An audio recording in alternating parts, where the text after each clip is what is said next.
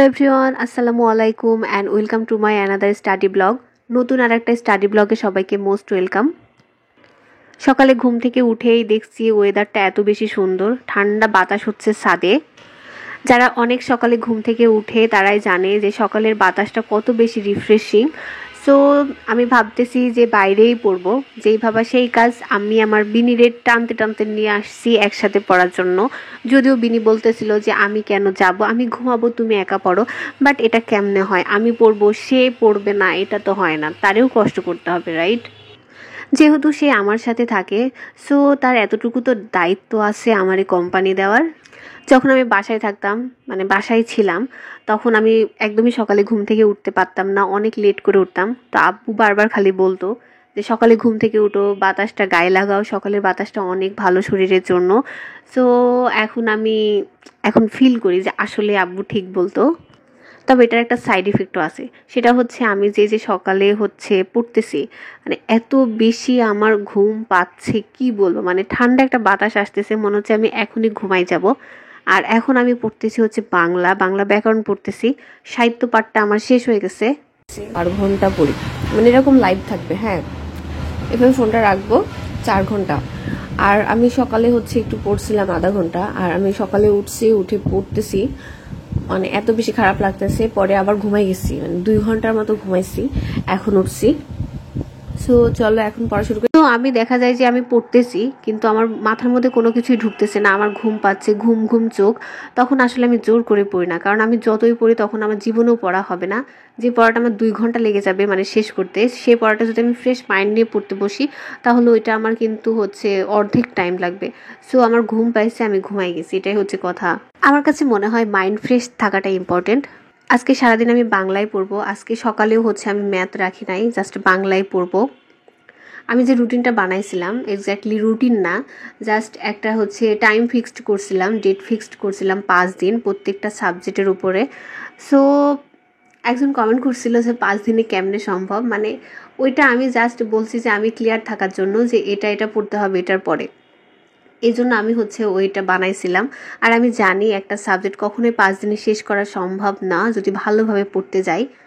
আর আমি বলছি যে যেটা আমার কঠিন সাবজেক্ট, যেগুলো আমার কঠিন লাগে, ওই সাবজেক্টে কিন্তু বেশি দিন লাগতেই পারে, 7 দিন 8 দিন, ইনফ্যাক্ট 10 দিনও লাগতে পারে।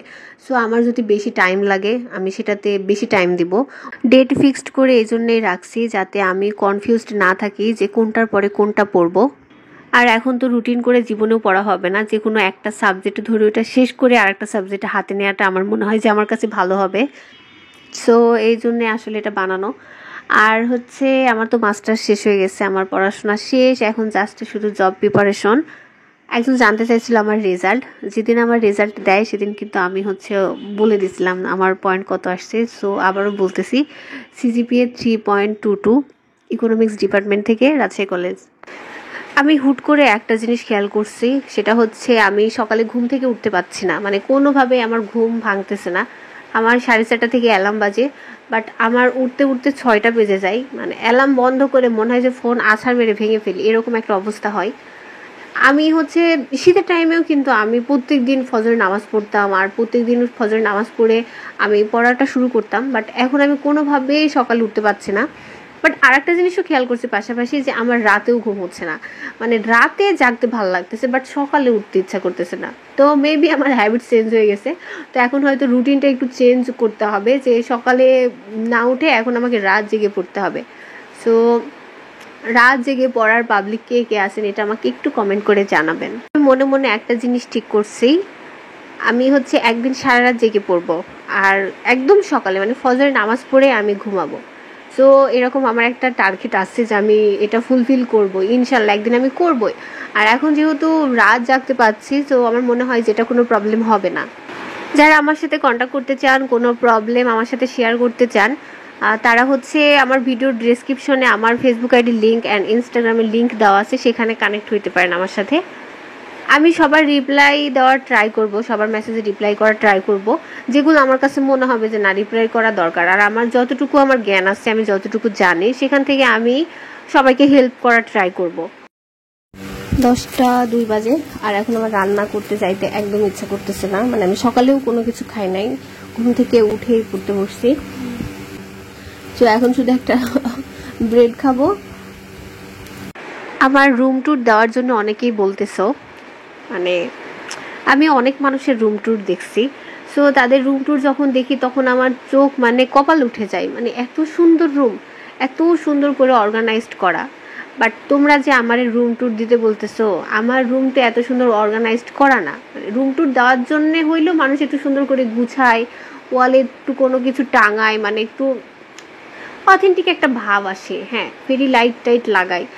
সিরিয়াসলি আমার রুম ট্যুর দেওয়ার মতো কিচ্ছু নাই রুমে। জাস্ট হচ্ছে ওয়ালগুলো আছে, চারপাশে ওয়াল, একটা বেড, টেবিল, আর টুকটাক কোনো একটু জিনিস, একটু ঝুড়ি টুড়ি রাখছি, এইটুকুই। মানে দেখানোর জন্য কিছু তো থাকতে হবে, তাই না? আমার আর লজ্জা দিও না, রুম ট্যুর চাই, আমার আর লজ্জা দিও না। আমার রুমে দেখানোর মতো কিছুই নাই।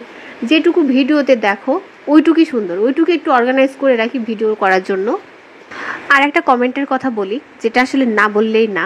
আমি এটা গত ভিডিওতে বলতে চাইছিলাম, বাট এটা আমি ভুলে গেছি। সো এখন আমার মনে হচ্ছে যখন আমি ভয়েস ওভার করতেছি, একজন আমাকে জিজ্ঞেস করছো যে আপু তোমার কলমগুলা কোথায় থেকে নাও, এত বেশি সুন্দর।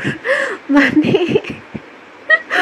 আমি সত্যি যখনই কমেন্টটা পড়ি আমার এত হাসি পাচ্ছিল, মানে কিউট। হ্যাঁ, এই কমেন্টটা হচ্ছে কিউট। মানে কলম এটা জাস্ট নর্মাল হচ্ছে ম্যাটাডোর হাই স্কুল কলম, আর এটার দাম হচ্ছে 5 টাকা করে। মানে যে কোনো তুমি হচ্ছে দোকানেই পাবা, কলম যে কোনো দোকানেই পাবা।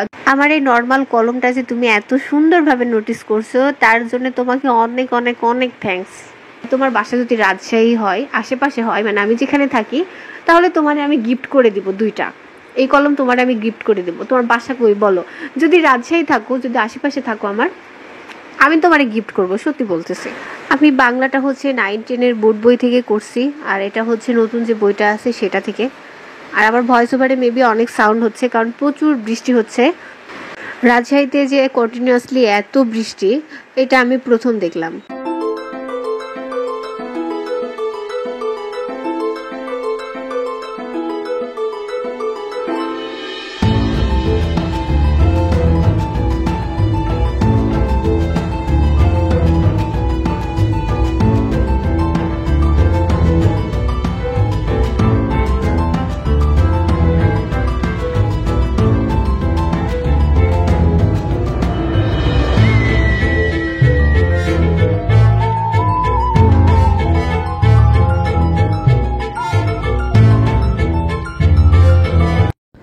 এখন বাজে হচ্ছে 11:03, আর রান্না করতে যেহেতু অনেক টাইম লাগবে, আর আমি সকালেও খাই নাই। সো আমি এখন হচ্ছে কি বলে আলু সিদ্ধ দিয়ে আসবো। আজকে স্পেশাল একটা রান্না করব, ডিম দিয়ে আলু দিয়ে। সো আলুটা হচ্ছে সিদ্ধ দিয়ে আসি, এসে আবার হচ্ছে পড়াটা শুরু করব।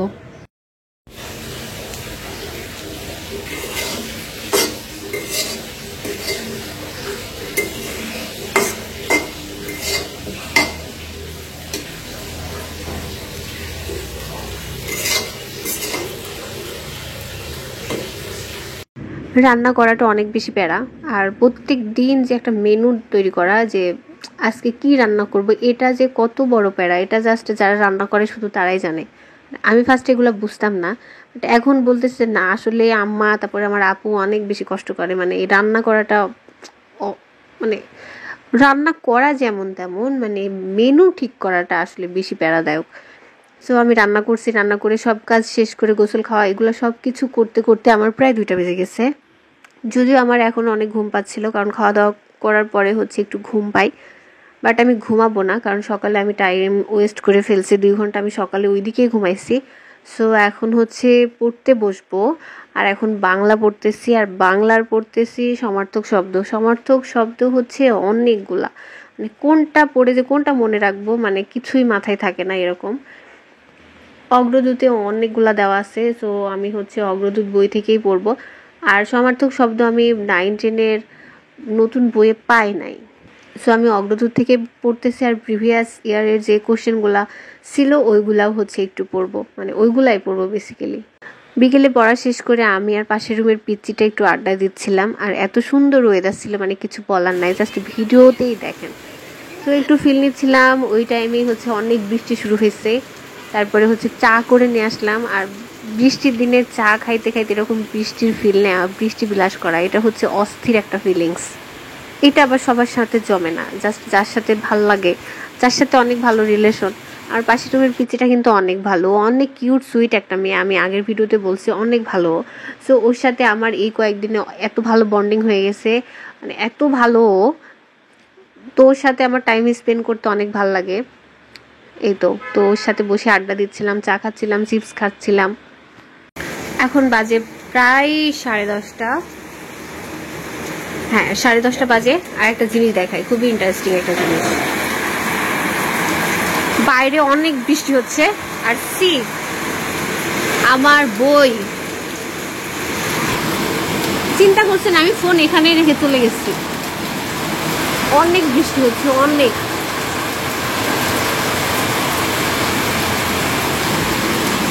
আমার এই যে বইগুলা দেখতেছেন, এই